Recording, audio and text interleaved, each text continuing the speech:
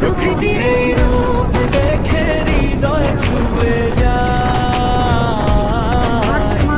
সবুজের দেশে, রূপের দেশে, এই পথে মন হারায়।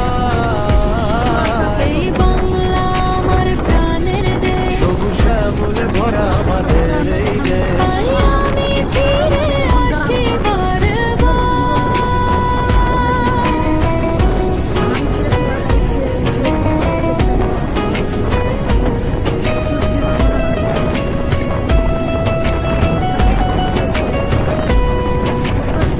সবুজ শ্যামলে ভরা